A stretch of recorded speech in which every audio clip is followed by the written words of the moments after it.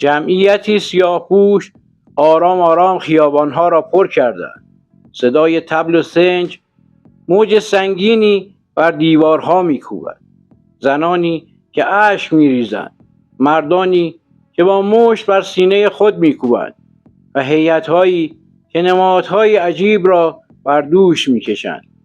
از تابوت‌های چوبی گرفته تا نخ‌هایی که بوی اسطوره می‌دهند. در گوشه‌ای تعزیه‌خوانی برپا شده. صحنه جنگی میان خیر و شر، نیکی و پلیدی که تماشاگران را به دور خود می‌کشد. اینجا دیگر فقط یک مراسم نیست. اینجا صفحه یک آیین است. آیینی که ریشه‌اش را نه فقط در کربلا که در هزاران سال پیشتر باید جست. این سوگ فقط سوگ حسین نیست.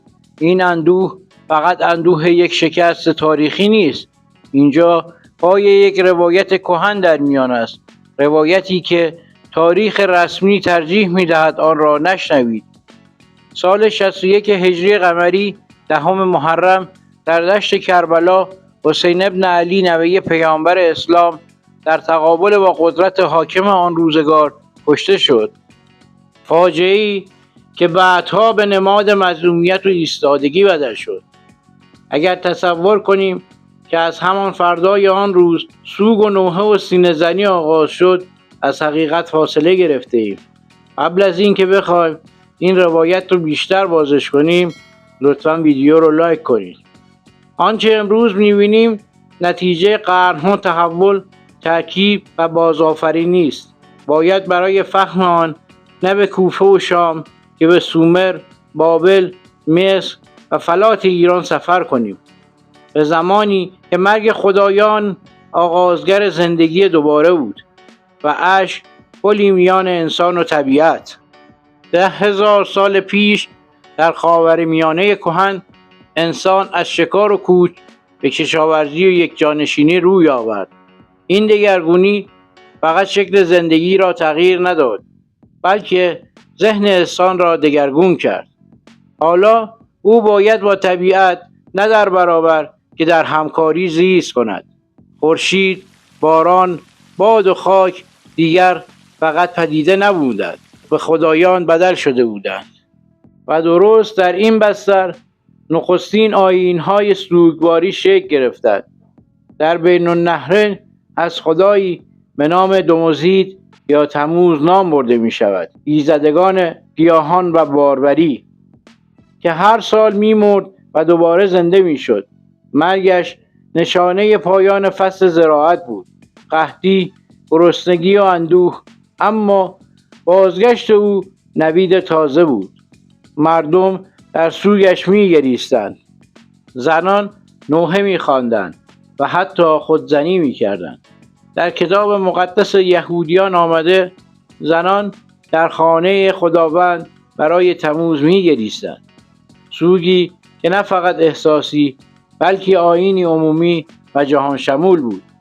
در مصر باستان اوزیریس ایزد مردگان به جهان زیرین می رفت و در بهار باز می گشت.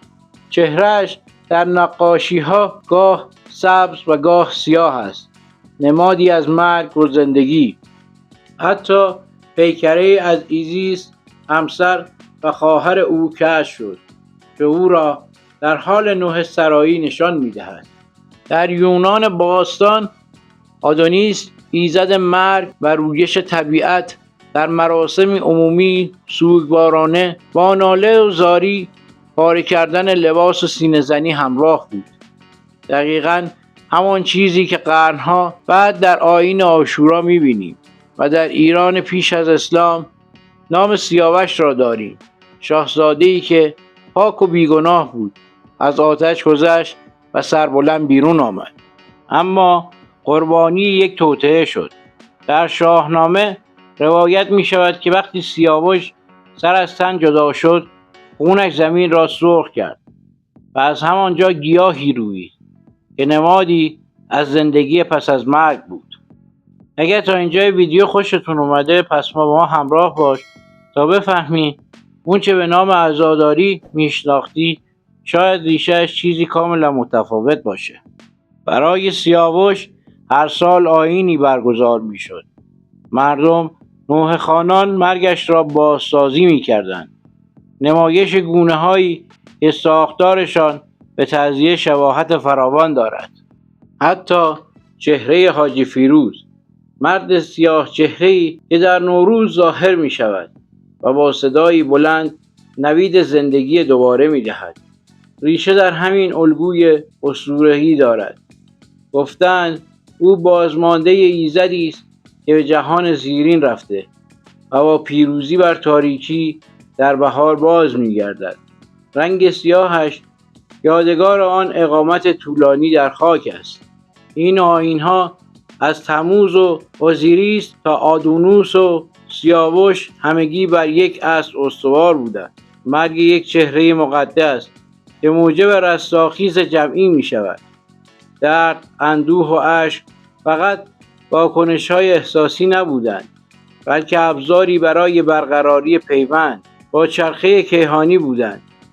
و با گذر زمان وقتی ادیان بزرگ پدید آمدند، این اسطوره‌ها لباس نو گرفتند. در دنیای اسلامی عاشورا تنها یک واقعه تاریخی نیست، بلکه به نقطه تلاقی اسطوره و ایمان تبدیل شده. روزی که در آن حسین بن علی نه فقط به عنوان نوه پیامبر، بلکه به مشابه بازتابی از کهن الگوی خدایان قربانی شده باستانی دیده می شود. همان گونه که تموز، اوزیریس و سیاوش برای نجات هستی قربانی شدند، حسین نیز در چشم میلیون ها نفر تجسم انسانی همان نیروهای کیهانی است که باید کشته شوند تا جهان نجات یابد. اما این فقط تاریخ نبود. در دل اسطوره‌های کهن، حسین آرام آرام جای سیاوش، دوموزید و اوزیریس را گرفت. او برای مردم نه فقط امامی مظلوم، بلکه چهره‌ای کیهانی شد. وارث خدایانی که کشته می شدند تا زندگی بر زمین جریان یابد. مرگ او شبیه مرگ سیاوش بود، اما با رنگ و بوی اسلامی. و اینجا بود که حکومت صفوی وارد صحنه شد. صفویان به خوبی فهمیدند که برای ساختن یک هویت سیاسی و مذهبی جدید نیاز به داستانی دارند که هم قداست داشته باشد هم قدرت. آنها از اسطوره‌های کهن ایرانی و مراسم مردمی بهره گرفتند، اما همه را زیر نام حسین و عاشورا بازسازی می‌کردند. نمایش سوگ سیاوش را با نام تعزیه زنده کردند. نخ‌های آیینی باستانی را به هیئت تابوت حسین بدل کردند و هیجان جمعی را که در رقص مرگ خدایان باربری جاری بود به صف‌های سینه‌زنی و غمه‌زنی هدایت کردند. شاه اسماعیل و جانشینانش با استفاده از خشونت و تبلیغ تشیع را مذهب رسمی اعلام کردند. اما فقط با شمشیر حکومت نمی شود کرد. آنها نیاز به ایمان مردم داشتند. برای همین با مهارتی بی‌نظیر مراسم‌های عزاداری را نه فقط تحمیل بلکه ترویج کردند. تکیه ساختند، روزخوان آوردند، تعزیه گردان تربیت کردند و حتی قزلباش‌ها را در پیشاپیش دسته‌های عزاداری گذاشتند تا مردم را تهیج کنند. آنها از عزاداری حسینی یک ابزار حکومتی ساختند، چیزی میان اسطوره و سیاست، سوگی جمعی که هم قلب مردم را تسخیر می‌کرد، هم مشروعیت حکومت را تضمین می‌کرد. به نظرتون آیا حسین همان کسی است که در تعزیه‌ها نشان می‌دهند؟ لطفاً نظراتتون رو با ما به اشتراک بگذارید. و این گونه عاشورا نه فقط یک یادبود مذهبی، بلکه یک مهندسی هویتی شد.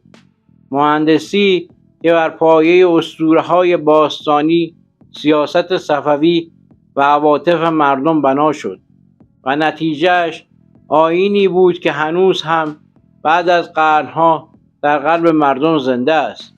آیینی که در آن مرگ یک مرد نماینده مرگ یک جهان شد.